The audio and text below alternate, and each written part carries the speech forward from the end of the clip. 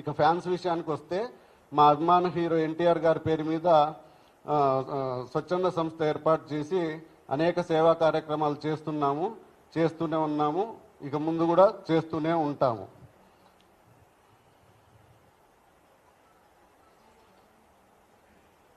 ఇక ఇప్పటికైనా సదరు దగ్గుపాటి ప్రసాద్ అనే పెద్ద మనిషి బుద్ధి తెచ్చుకొని చేసిన తప్పును ఒప్పుకొని బేషరతుగా అనంతపురం నడిబొడ్డున క్షమాపణ చెప్పాలని, అలా చెప్పని పక్షంలో రాష్ట్ర వ్యాప్తంగా కాదు ఆయన ఇచ్చేస్తూ పార్టీ నుంచి సస్పెండ్ చేయాలని చెప్తూ, అలా చేయని పక్షంలో రాష్ట్ర వ్యాప్తంగానే కాదు దేశవ్యాప్తంగా ఉన్న యావత్ నందమూరి అభిమానులందరూ కూడా ఎన్టీ రామారావు గారి విగ్రహాల దగ్గర నిరసన కార్యక్రమము ఇవన్నీ రాస్తారోకోలు కూడా చేస్తాం రాబోయే రోజుల్లో. అప్పటికీ చెప్పకపోతే మాత్రం దేశవ్యాప్తంగా ఉన్న ఎన్టీఆర్ అభిమానులందరికీ చలో అనంతపురం అనే పిలుపు ఇవ్వబోతున్నాం.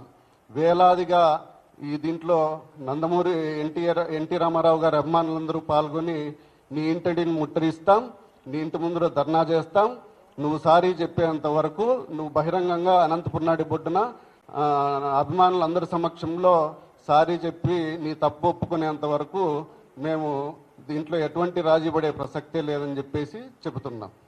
జోహార్ ఎన్టీ రామారావు, జోహార్ హరన్న, జై ఎన్టీఆర్, జై జై ఎన్టీఆర్.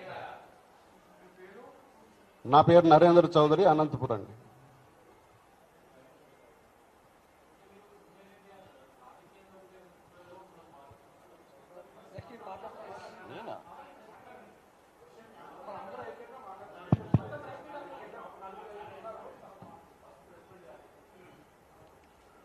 జై ఎన్టీఆర్, జై జై ఎన్టీఆర్. నా పేరు సుధీర్ రాజు. గత 24 సంవత్సరాలుగా మేము ఎంతో అభిమానంతో గుండెల్లో నింపుకున్నటువంటి మన నందమూరి తారక రామారావు గారు, జూనియర్ ఎన్టీఆర్ గారు, తారక్ గారు, వారితో మా ప్రయాణం కొనసాగుతూ ఉంది. ఒక అభిమానిగా కాదు, ఎంతో ఇష్టపడి, అంటే మమ్మల్ని మేము మార్చుకోవడానికి, మమ్మల్ని రూపుదిద్దుకోవడానికి కూడా నందమూరి తారక రామారావు గారి యొక్క గుణగణాలే మమ్మల్ని మార్చాయి. ఈరోజు మేము ఈ విధంగా రాగలిగాము అని అంటే ఒక స్టేట్ కన్వీనర్గా మమ్మల్ని మేము ఉంచి ఆయన గారి యొక్క కార్యక్రమాల్లో పాల్గొనడం జరుగుతుంది.